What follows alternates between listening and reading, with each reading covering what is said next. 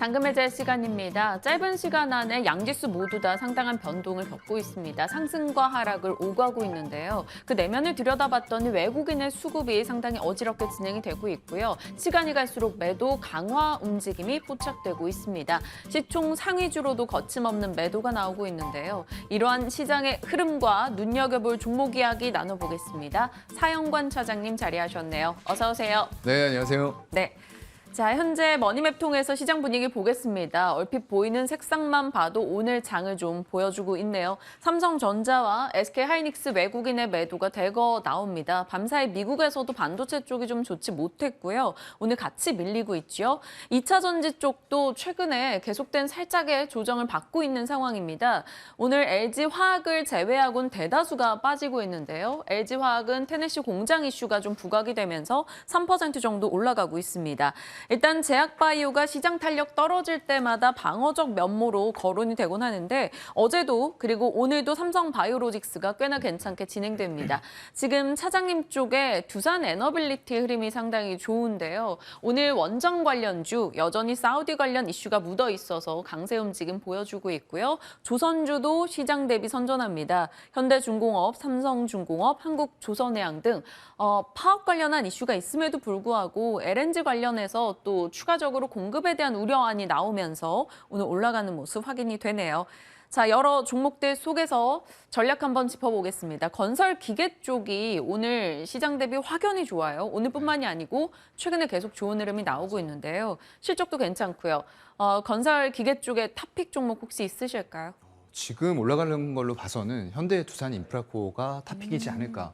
급등주처럼 거의 올라가는 형태를 보여주고 있고요. 그 외에는 조금 작은 종목, 제가 아직 못 올라간 종목이라고 소개를 여기서 해드렸는지 모르겠는데 진성TC 같은 종목들도 거의 급등 추세. 맞습니까? 네. 네, 급등 추세로 해서 올라가고 있는 모습들 보여주고 있고요. 이런 것들이 전부 다 딱 명확합니다. 지금 아까 말씀해 주신 것처럼 외국인들의 매도세 거세지면서 지수는 빠지고 있어요. 일단 120월선을 강하게 두 달째 회복하면서 올라가는 듯 했으나 60월선에 막히고 있다는 거죠. 그만큼 지수 전체에 대해서 매수하던 외국인들이 전기전자 중심으로 매도세를 이어나가다 보니까 이런 현상이 발생이 되는데 이쪽 건설 기계는 도대체 왜 강한 거냐? 이런 의문이 이제 생기는 거죠. 그런데 명확합니다. 일단 북미라던가 유럽 이런 쪽에서 인프라 투자가 정말로 활발하게 이루어지고 있고요. 거기다가 광물들, 예전에는 생산성, 경제성이 없었던 것들이에요. 그런데 이런 것들이 원자재 가격이 상승하면서 드디어 채굴을 할 수 있게 된 거죠. 그렇다 보니까 채굴을 하려면 뭐가 필요하죠? 이런 것들이 필요하다는 겁니다. 건설, 기계, 장비 이런 쪽들에 대한 수요가 점점 더 늘어나고 있기 때문에 중동 이런 지역뿐만 아니라 북미, 유럽 같은 선진국 단에서도 인프라 투자가 같이 일어나면서 이쪽은 급등 추세로 가면서 멈출 것 같지만 멈추지 않고 계속 가는 이유가 이런 것들로 인한 실적의 개선 기대감이 충분히 반영이 되고 있다라고 생각이 됩니다. 네. 관련해서 또 탑픽 종목도 지속해서 관심을 둘만 하다라고 판단을 내려주셨습니다. 일전에 이야기 주셨던 진성TC도 마찬가지 맥락으로 받아들이시면 될 것 같아요. 자, 시장의 특징 종목들에 대한 의견이었고요. 이제 잔금해제 종목으로 넘어가 보겠습니다. 오늘 사 차장님의 종목은 서진 시스템 되겠습니다. 집 나간 5G, 그래도 실적주. 통신 3사에게 철퇴를 들었다 이런 얘기 정부 측의 네. 이야기가 들려왔어요. 어찌됐건 그동안은 기지국 구축 이런 거에 미흡했다라는 거고요. 네. 그로 인해 주가 부진도 있었겠죠, 장비주들. 근데 맞아요. 이제는 좀 달라질 거다라는 시각이 많이 나오더라고요. 맞아요. 집만 나갔으면 다행인데 아주 오지를 갔습니다. 예, 5가 오지를 가가지고 돌아오지를 않고 있다가 네. 최근엔 주가 흐름이 굉장히 좋게 나타나고 있어요. 그런데 통신사들도 철퇴 맞았죠. 그때도 제가 말씀을 드렸지만 전체 약속했던 진짜 5G, 가짜 아니에요. 3.5GHz 영역은 진짜 5G가 아닙니다. 4차 산업을 만들어 나가기에는 굉장히 부족한 이런 주파수이기 때문에 28GHz 영역이 제대로 구비가 돼야지만 결국에는 4차 산업을 원활하게 할 수 있다고 생각이 돼요. 근데 그거 약속했던 거에 1%조차도 설치를 안 했어요. 그건 이제 바꿔 말하면 즉슨 이 좁은 한국 영토 작습니다. 미국이라던가 유럽 이런 데 비하면 굉장히 작아요. 거의 그쪽은 100배 수준입니다. 그런데 이런 좁은 영토에다가 기지국을 세우려고 하다 보니까 애초에 생각했던 예산 범위를 훌쩍 뛰어넘어 버리는 거예요.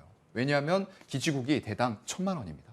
그래서 그걸 많이 세울수록 당연히 적자가 날 수밖에 없는 구조. 이렇게 되다 보니까 이행을 제대로 안 했죠. 그래서 철퇴를 맞은 거다. 그리고 5G에 대해서 소송도 많이 걸렸죠. 소비자의 품질 불만 이런 부분 때문에 많이 걸렸었습니다.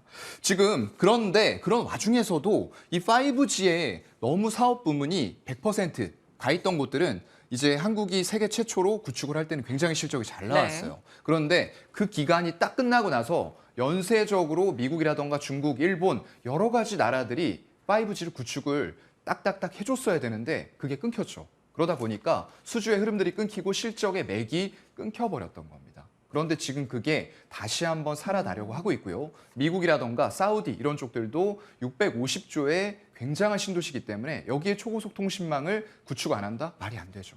그래서 그런 기대감이 조금 선반영이 되면서 가는 게 아닌가라고 생각을 하고요. 그러면 그 기대 네. 속에서 서진 시스템이 하는 역할은요? 거기에 이런 것들이에요. 들어가나요? 네, 지금 이런 것들이 들어가는데 네. 보시면은 전부 다 케이스류예요. 그래서 다른 쪽들은 지금 기지국이 나가면 기지국이 나가고요. 중계기가 나가면 중계기가 나가는데 이런 쪽들은 여기 나가는 기지국의 케이스 그리고 중계기의 케이스, 셋톱박스 같은 것들의 케이스를 만든다는 거죠. 함체라고 하는데 굉장히 다양하게 통신 장비, 5G뿐만이 아니라 통신 장비 전체적으로 이런 함체들을 공급할 수 있는 능력을 가지고 있다라는 부분들이 될 거고요. 그런데 그럼에도 불구하고 기지국과 중계기 이런 것들이 기본적으로 많이 안 나가면 당연히 이쪽도 실적이 안 좋아질 수밖에 없어요. 그래서 일단은 5G가 없었는데도 잘 버틴 이유는 사업 포트폴리오가 굉장히 좋아요. 반도체 장비도 하잖아요. 맞아요. 네. 예, 반도체 장비 쪽도 가지고 있고요. 거기다 통신 장비, 핸드폰 이런 쪽에도 함체가 다 들어가고 구조물이라던가 이런 부분 들어가고 모바일과 에너지 저장 장치 이 2차 전지와 또 연결이 되는 거거든요. 그래서 이런 다양한 사업 포트폴리오를 바탕으로 해서 굉장히 어려운 시절에도 다른 5G와는 다르게 실적을 잘 선방을 했다라고 생각이 되는 종목입니다. 네, 서진 시스템, 반도체 장비나 기타 사업부로 버텨왔었고 이제 5G 본업의 모멘텀을 받을 차례가 됐다라는 포인트인데요. 다음 내용은 무엇인지 2차 포인트 갑니다. 이제 전기차 관련주, 살짝 전기차 얘기해 주셨는데 요즘에 트렌드가 네. 그거잖아요. 본업에서 전기차를 이제 맞아요. 살짝 얹어가면 또 주가가 랠리를 보이고 네. 이런 패턴이 있었는데 서진 시스템이 전기차주로서 어떤 면모인가요? 글쎄요. 이게 정말로 실체가 있는지는 좀 판단을 해볼 필요가 있어요. 갑자기 이것과 관계없는 사업하다가 전기차 한다고 붙이는 업체들도 많거든요. 네. 근데 서진 시스템 그렇지는 않아요. 일단은 베트남 공장하고 설비 투자하면서 자동차 부품 이미 하고 있었고요. 거기다가 전기자동차 부품까지 일부 양산을 하고 있습니다. 최근에 트렌드 자체가 미국에서 중국을 완전히 배제하면서 탈중국이 전 세계적인 산업의 트렌드가 되고 있어요. 그렇다 보니까 이런 중국 대신에 세계 공장이 되어가는 곳이 어디냐? 베트남과 인도입니다. 근데 이미 베트남에 그런 시설을 구축하고 있다는 게 강점이 될 것 같고요. 3분기에 분기 역대 최대 매출을 달성을 했어요. 분명히 5G 안 좋은데 어떻게 최대 매출 달성했지? 라고 보니까 일단은 반도체 장비 이런 쪽들에서 램리서치의 투자가 본격화가 되면서 전년 동기 대비해서 122%의 매출 증가가 있었습니다. 반도체 업황 안 좋은 거 맞나요? 라고 생각이 될 정도로 잘 수치가 나왔고요. 거기다가 일단 통신 장비 부품 쪽도 고객사 다변화가 있었어요. 그리고 말씀드렸던 대로 기본적으로 들어가야 될 함체, 구조물 이런 부분이기 때문에 전년 동기 대비해서 역시나 84%의 매출 증가가 있었습니다. 우호적이죠. 거기다가 2차 전지 관련된 ESS, 에너지 저장 장치도 아주 이것만큼 큰 폭은 아니지만 16%의 증가가 역시나 있었어요. 그래서 어려운 시절에도 실적 선방을 잘해주고 있었다라는 부분들이 향후에 더 커질 수밖에 없는 ESS와 2차 전지, 자동차 부품 이런 쪽들에 대한 기대감을 더 키우게 만들고 있는 것 같습니다. 네, 좋습니다. 그러면 뭐 반도체 쪽도 그렇고 2차 전지 쪽, 5G 쪽 지금으로서는 기대 요소들을 다 모아서 얘기를 해주셨는데 저희는 항상 반대편도 봐야죠. 네. 리스크 요인 어떤 게 있을까요? 이제 문제가 되는 것은 물량이에요. 그것도 이제 미전환 사채가 너무나도 많다라는 게 문제인데 그나마 여기에서도 다행인 것은 각각의 전환가액에 대해서 리픽싱 조항이 없어요. 그렇다 보니까 각각 지금 발행된 게 29,000원, 47,000원입니다. 근데 지금 주가 16,400원 하고 있죠. 예, 그러니까 여기까지 갔어도 이게 일단 리픽싱이 되면서 오히려 주식수, 발행을 할 수 있는 주식수가 늘어나지 않았다. 라는 거는 또 장점이 될 것 같은데요. 그렇다고 하더라도 전일 시가총액 6,100억 수준에서 미상환 전환사채가 3,380억 규모예요. 그렇다고 하면은 지금 시가총액 6,100억에 64% 수준입니다. 너무 많아도 너무 많죠. 네, 그래서 이런 부분들이 부담이 될 수는 있으나 결국 실적의 호전과 더불어서 리픽싱이 되지 않는 주가다라고 하면은 우리가 싸게 사면 살수록 분명히 이 가격에는 도달할 수 있다라는 실적의 근본 기대감이 있다라는 거죠. 그래서 그런 부분들을 보고 지금 주가에서는 접근하기가 괜찮은 타이밍이다라고 생각을 하고 있는 거고요. 네. 일단 3,380억에서 한 2천억 정도는 전환 청구가 가능한 상태예요. 네, 이런 부분들도 참고를 좀 하시면 좋을 것 같고요. 그래서 리픽싱 조항이 없는 상황이기 때문에 이런 미전환 사채가 많음에도 불구하고 제가 종목을 말씀을 한번 드렸고요. 일단 기본적으로는 실적의 호전 이런 부분들을 봤습니다. 주가는 현재가 부근부터 한 15,000원 정도까지 열어놓고 분할 매수 가능하실 것 같고요. 목표가는 일단 1차적으로 21,000원 잡아보도록 하겠습니다. 21,000원의 목표 라인 잡아주셨어요. 정고점 부근입니다. 서진 시스템 저희 한번 기억해 보면서 흐름 지켜보죠. 자, 다음 종목으로 가겠습니다.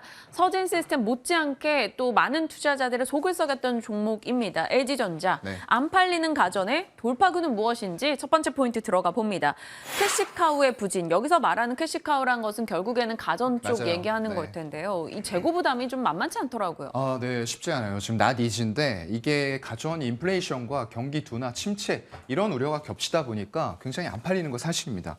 그나마 최근 들어와서 우호적으로 변하고 있는 게 월드컵 개막했잖아요. 그러면서 이 개막을 앞두고 TV 시장이 약간은 반등을 해줬어요. 글로벌 TV 시장은 최근 10년 내 최고 한파를 보여주고 있어요. 기온은 지금 이상 고온을 살짝 보여주는데 TV 시장은 얼어붙었습니다. 그래서 이런 부분들이 결국에 대만 시장 조사기관에서 글로벌 출하량을 2억 200만 대 정도로 2억을 살짝 넘길 것으로 잡고 있어요. 근데 이런 부분들이 아직까지는 어떤 인플레이션 속에서 과연 TV의 수요가 폭발적으로 살아날 수 있을까? 라는 부분에 대해서는 아직은 조금 의심을 품을 수밖에 없는데 그중에서도 살짝 우호적인 부분을 말씀을 드리자면은 네. 일단 LCD 같은 저가형 TV의 비중은 점점 줄어들고 있습니다. 지금 60% 아래로 올해 내려올 것으로 예상이 되고요. OLED 같은 프리미엄 단은 오히려 40%를 넘기면서 이런 프리미엄 TV의 매출은 점차적으로 비중이 증가될 것이다라는 건 좀 우호적인 부분으로 볼 수 있을 것 같아요. 네.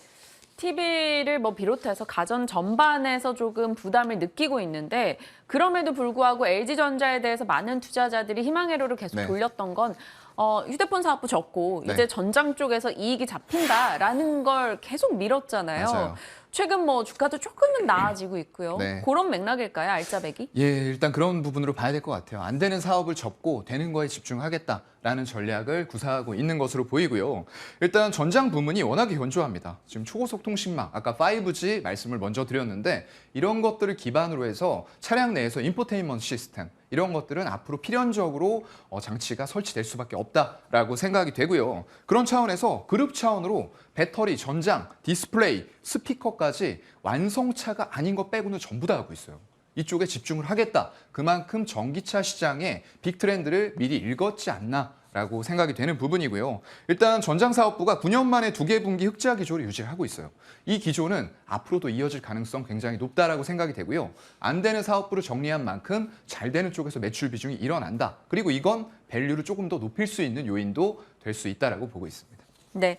그렇다면 LG전자에 대한 가격 전략을 저희가 어떻게 짜보면 좋을까요? 사실 올 한 해 내내 내렸다 해도 과언이 아닙니다. 네. 최근 들어서 10월 말경부터 조금 반등을 주고는 있습니다만 89,400원의 현재가 어떻게 매매 전략을 짜볼까요? 아, 글쎄요. 한 9월 말 정도부터 주가가 바닥을 잡긴 잡았어요. 바닥권에서 한 77,000원대 정도에서 바닥이 3바닥 정도 잡히는 모습이 나온 이후에 주가가 상승을 했는데 외국인의 지분율은 그래도 9월 말을 기점으로 계속 늘어나고는 있어요.